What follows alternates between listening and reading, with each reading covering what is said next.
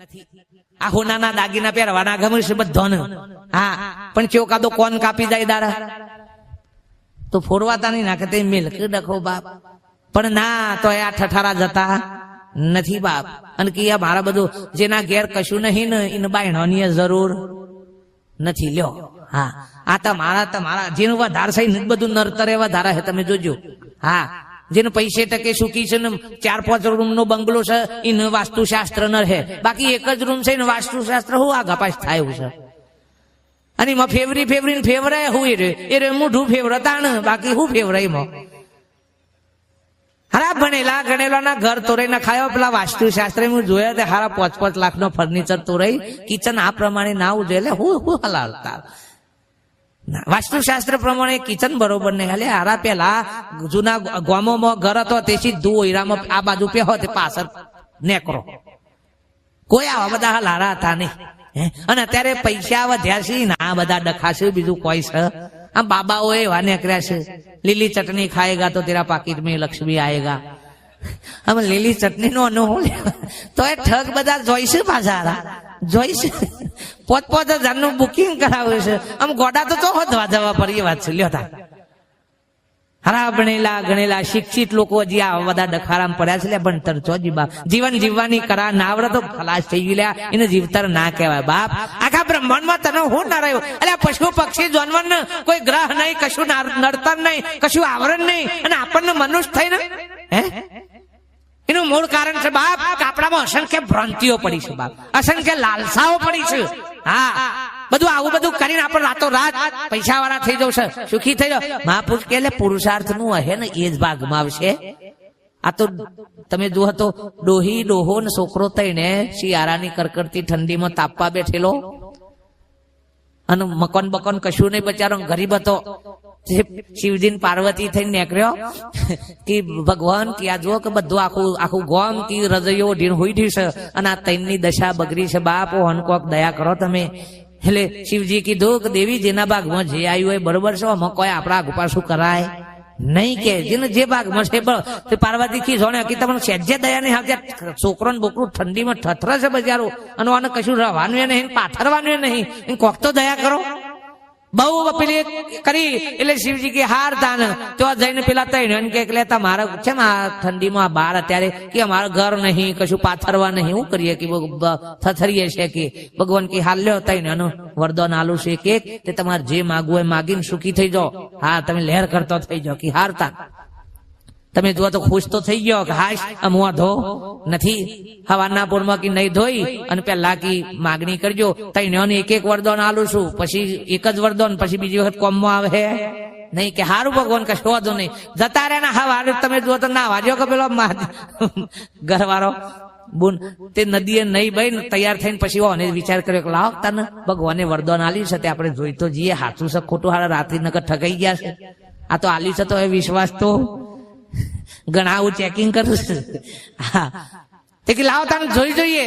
એટલે અને નહીં જોઈને માગણી કરી દીધી કે પ્રભુ કે તમારું વરદાન જો સાચું હોય તો કે બુદ્ધિથી પાછો વિચાર કર્યો કે હું માગીને જો પૈસા માગું, ધન માગું, ભલે બધું માગું, પણ આમ 60 વર્ષ તો મને થઈ ગયો છે અને આમ વધારે હું જીવવાની છે એટલી ગઈ. આમ સારું સુખ માગીએ તો એક વધારે જીવવાનું તો આવે નહીં. એના કરતા એક સરસ માગી લો કે ભગવાન મને 16 વર્ષની સુંદરી બનાવી દો. અને વટ લઈને ભાઈ 16 વર્ષની સુંદરી તો નદી કિનારે થઈ ગઈ. એટલામાં જ રાજાની સવારી થઈ નીકળી અને ઓને જોઈ કો આવી સુંદરી તો કોઈ દાડો જોઈ જ નહીં કે ઓન તો કે રાજમાં લઈ જાય જેવો છે. પ્રધાન ને કીધું પ્રધાન કે ઓન પૂછી લ્યો હેડો કે લઈ લે કે રાજની રોણી. પૂછ્યું કે બોલ આ રાજાજી છે તમારે રોણી થવું છે. પેલો એ વિચાર કર્યો કે હું તો 16 વર્ષની ઉંદરી થી છું, મારા ઘેર થી તો ડોહો છે, મીકન જઈને શું કરું ને બધું ડખારો ના કરતે જવા દે. રાજા ના હંગાતી કે ત્યાં તો રથમાં સીધો બેહી ગયો. આમ છોકરો ને બાપો બે ઘેર વાટ જોઈ રહેલો. છોકરો બાપા ને કે બાપા માજે મજી આવ્યો ને પોણી બેન કે જા કે ઓલે કે વાર થઈ ગઈ કે લાઈ જોઈ આવું તાને. ત્યાં રાય જોવા ગયા તો અકન જોઈ તો કોઈ નહીં. આજુબાજુ બીજે બધી બેનો એટલે ભાઈ હોય કન કોઈ બુન આવ્યો તો કેટલું તો નાવા માટે કે હવે આવ્યો તો ખરો પણ કે વોશિંગ્ટનનો ચમત્કાર થયો તો કે તો 16 વર્ષની સુંદરી થઈ ગયો અને તો રાજા લઈ ગયો કે અને ડોહો ખલકોને બાપ કે આ તો દશાથી આ વરદાન માગ્યું તેવા મોને યુઝ કર્યું હે. તરત જ તમે જુઓ તો આ તો સીધો તો કન મહેલમાં જતો રહ્યો. તો જઈને રાજાને વાત કરી કે ભાઈ રાજા તો મોને ખાઈ રી વાત ના મને, પણ તો રોણી વાસમાં પછી મોકલ્યા તો જોયું અને પેલા કીધું કે ઓહો તમે તો કી વરદાન માગીને કી હોય આવતો રે કે અમારે દશા હું આવે તે પેલા કી તાને ઈકન આવીને અમે કરીએ હું કી હું તો હોય બરોબર શું કી. એટલે પેલો એ ખીજોણ્યો કે તને વરદાન આલી તને મને કોઈ જેવો તેવો શું કી મને એ ભગવાને તો આલ્યું શકી. હા અને તમે જુઓ તો ઈકન ભગવાને માગણી કરી. હા એ ભગવાન જો તમારું વરદાન હાસું હોય ને તો આ ગદ્યારી થઈ જાય.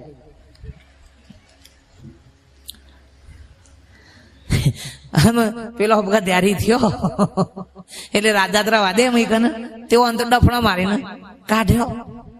ડફડા મારીને કાઢ્યો. તમે જો આ ઉકર ડોકો ખાતો થઈ ગયો. એટલામાં છોકરો કે બાપા શું થયું માનું શું થયું કે આ રીતા માજો ગદ્યારી ગઈ.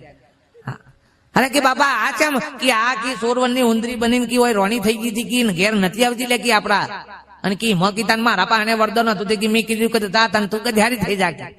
એટલે કે જો ગધ્યારી થઈ ગઈ છોકરાની થઈ ગયું કરી રે આ શું કર્યું કે મારા બાપાનું વરદાને ફેર જ્યું અને ઓનો આમ કે હું ધન માગું સંપત્તિ માગું પણ મારી માં ગધ્યારી થઈને ફરે મને થોડું કોહાય.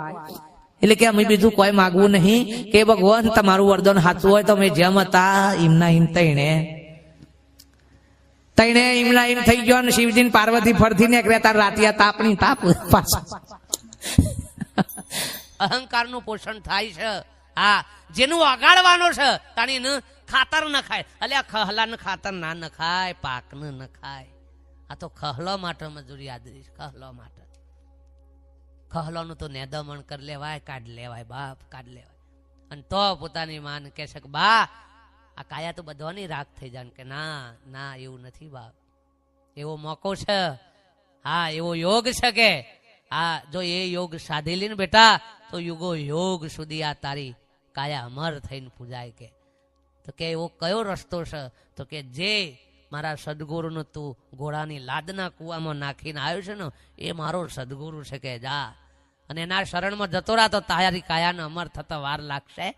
કાયાનો અમર એટલે આ કાયા અમર કાયા કાયમી રહે નહીં પણ આ કાયા જતી રહે સતો એની યાદી મીરા નરસિંહ રામ કૃષ્ણ હજારો વર્ષો થઈ ગયા હું અગા થતા હતા તે આપણે યાદ કરીએ છીએ. અત્યારે કોઈ કને હમણાં પૂછ્યા કે તમારા 10મા પેઢીના બાપા કોણ તો કીશી ખબર બાબુ એટલું લોબુ તો કોણ જાણે કે તને પેલા 5,000 15,000 વર્ષ થયા હું અગા છે આપડા.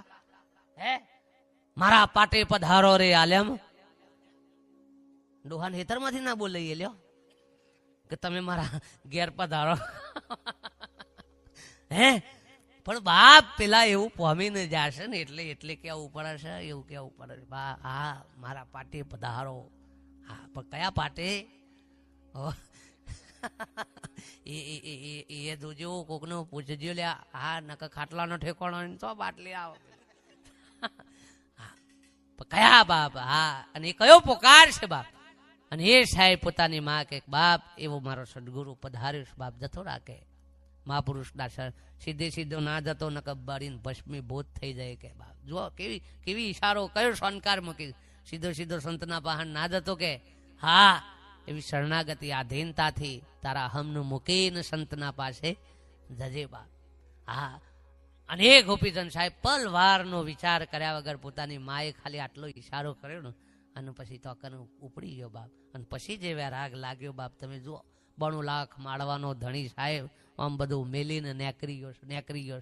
હા આપણે તો નળિયો વાળું ઘર છૂટાયું નથી અને છોડવું એ નથી હો. ઓ પાછા નક કાલે કોઈ પાછા હોયથી નેકરો નક મારા બધા આવી તો ક્યાંય નકામું છોડ નાખજો બીજું બધું તો રવા દેજો કશું ન રહે નહીં.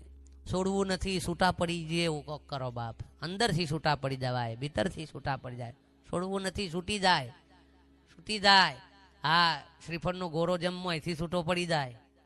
હા મોંથી છૂટો પડે પણ ચાણ એનો પાણી શોષાઈ ગયો હોય તો હા નકર પાણી વાળા ગોળા કોદારો છૂટા પડે નહીં. આ તો જેનો પાણી મોયના મોય શોષાઈ ગયો હોય હા જેના વિષયો વિકારો આવરણો આ બધું મોય શોષાઈ ગયું હોય બાપ એ ગોરો ઓટોમેટિક છૂટો પડી જાય. ભલે ઉપર સોતરો દેખાય ઉપર કાચલી દેખાય પણ મોંથી કેવો છે છૂટો છે બાપ.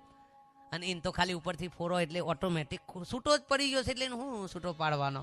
અને પેલો તો વખોરવા પડે આમ તો હે અડધા તો ચોટેલા રહે